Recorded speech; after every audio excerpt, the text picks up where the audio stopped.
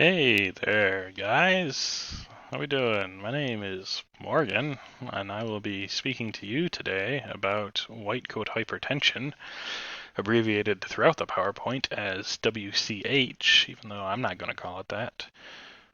Yeah, let's get going. If I could get this, here we go. So, white coat hypertension. What is it? Well, let's start off with what is hypertension. Hypertension is a condition in which a systolic blood pressure, so if you had a blood pressure of 120 over 80, that 120, that first number, that top number is going to be the systolic number, where that systolic number is greater than 140 millimeters of mercury, measured by a blood pressure cuff. Uh, White coat hypertension is a psychosomatic condition where you generally are normotensive. You're fine. You got that ideal 120 over 80. You go to school, you're fine. You go home, you're fine. You take a nap, you're fine. But then you go to the doctor's office and it's not so fine. And then you present at a clinical setting to a clinician with a hypertensive systolic blood pressure. So you go to the doctor's office and all of a sudden it's super high. Uh, this is tied to emotionality. Studies have indicated that people who tend to elicit a greater emotional response to stressors in their lives or events in their lives tend to be more likely to have white coat hypertension than those who don't. And it is also an anxiety. It's anxiety about either clinics or clinicians or even just the act of having your blood pressure taken that can lead to this kind of mental almost block in terms of having your blood pressure stay normotensive. So why is it important? It is a hypertension first and foremost. Studies have indicated that those with white coat hypertension have a risk of cardiovascular events equal to that of people who are chronically hypertensive. So even if you're only hypertensive when you're emotional or when you're anxious, that can be enough to increase the incidence of heart attacks and strokes equal to a level of somebody who is hypertensive all the time, which is not good, obviously. Um, it's also very hard to diagnose. The only time it's ever going to be diagnosed is in a clinical setting where you're going to be presenting with these hypertensive numbers, which is going to lead to a lot of false positives where you are diagnosed with hypertension despite only being hypertensive normally, uh, despite being hypertensive only at clinical offices, um, which isn't ideal.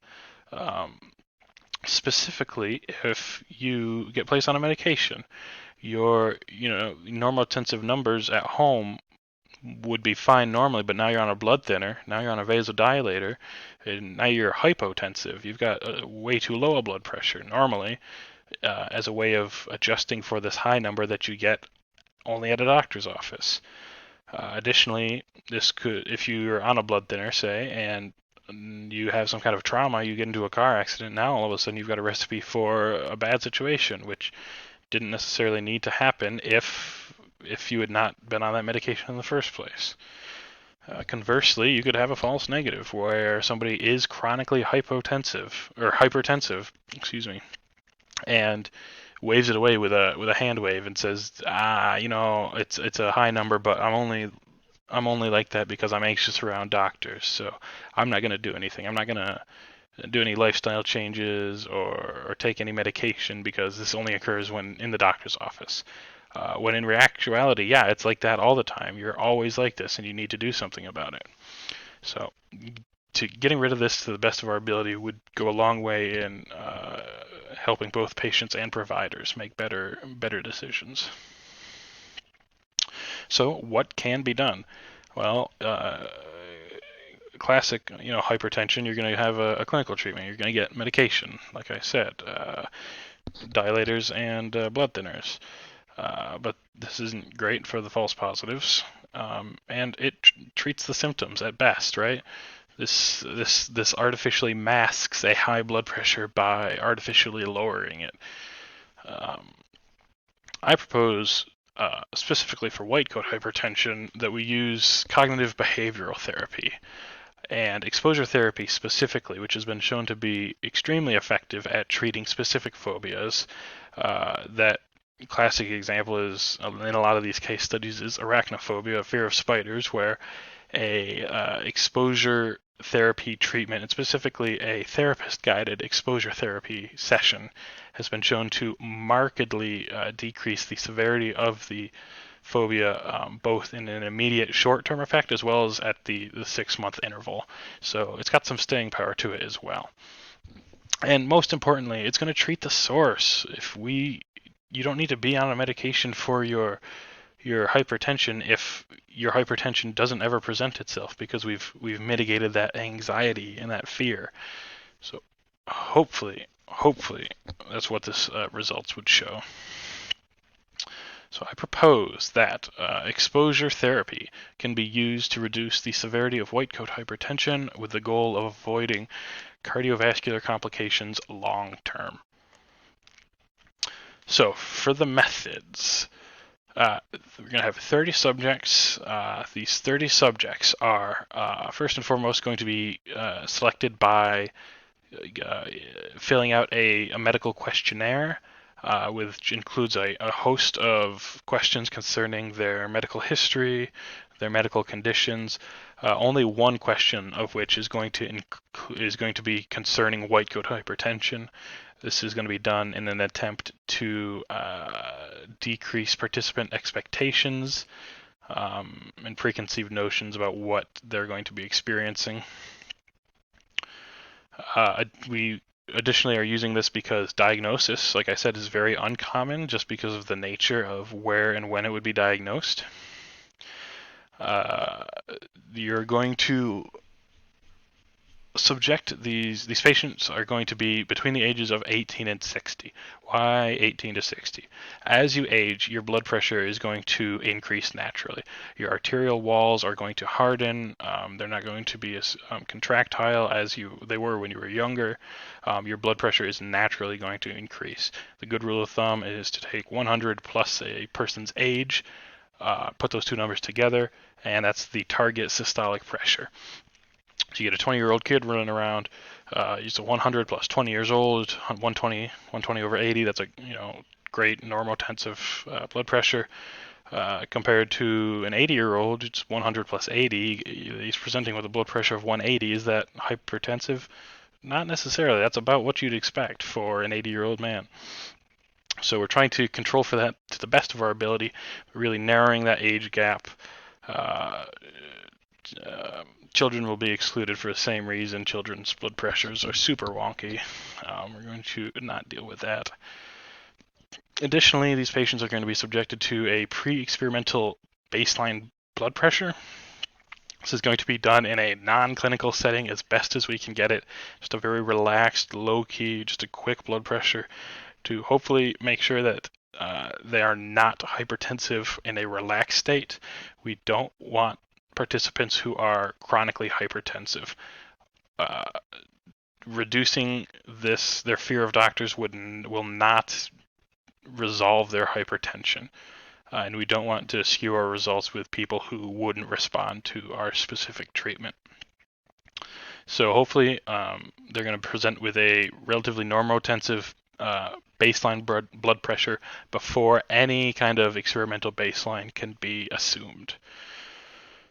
We're going to take these 30 participants, and put them into 3 experimental groups. A control group. Each of these groups is going to have a 1-hour treatment. In this case, the experimental treatment is going to be a 1-hour slideshow of non-medical imagery. So they're going to be exposed to a slideshow of dogs and cats and cars and landscapes, just anything that's not a clinic or a clinician for the duration of their experimental treatment. The next group will be exposed to a similar 1-hour long slideshow, this time portraying clinicians and clinics and medical procedures, vitals being taken like blood pressures, that kind of thing.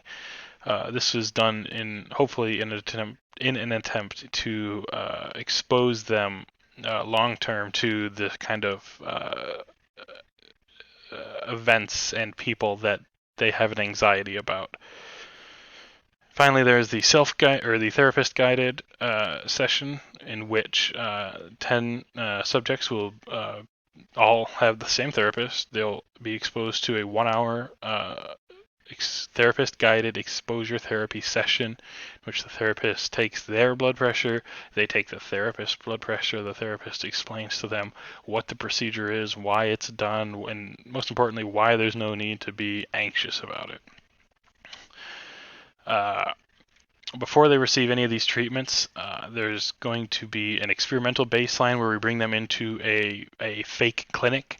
This clinic is going to be, to the best of our ability, very realistic. It's going to have the fluorescent lighting, the whitewashed walls, the tile floors, the antiseptic smells, anything that we hope to use to elicit that kind of anxiety and fear in these subjects to the best we can is going to be present. They're going to have their blood pressure taken as well as a host of other vitals, respiratory rate, heart rate, lung sounds, pupil size, all that stuff, in order to, again, decrease participant expectations and hopefully mitigate any specific worries they have about their blood pressure.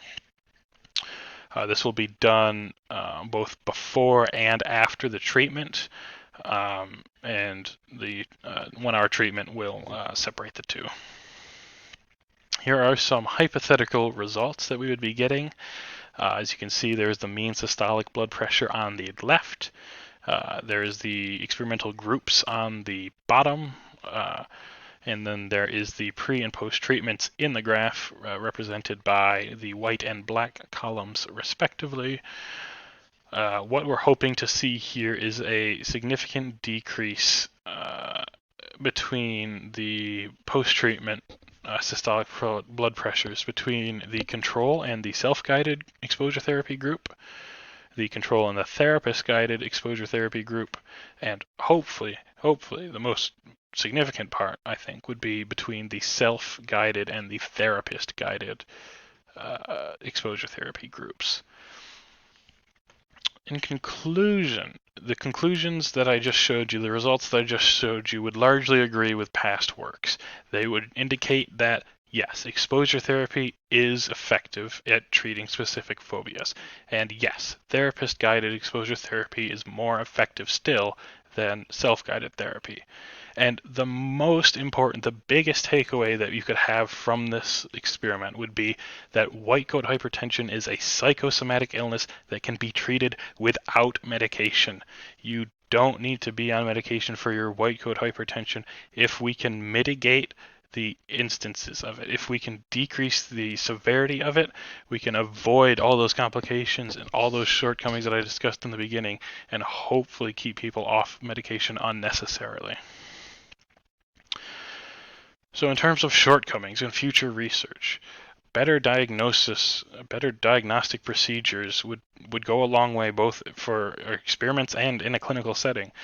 We had to rely on self-reporting just because diagnosis is so uncommon for white coat hypertension. A longer exposure therapy, or longer exposure specifically to the therapist-guided exposure therapy, would also be very beneficial. 1 hour is enough time, we believe, to get the kind of response that we're looking for, but again, the longer the better. The more sessions, the better. We had to balance out the lack of attention that you would have during the slideshows, however, so we figured that 1 hour would be a good compromise. And finally, if we didn't get these results, it could indicate that white coat hypertension isn't a phobia or an anxiety, that it's something else, or it is just a purely medical condition where you have some kind of precursor, or you're already trending towards hypertensive enough to present with these kind of things normally.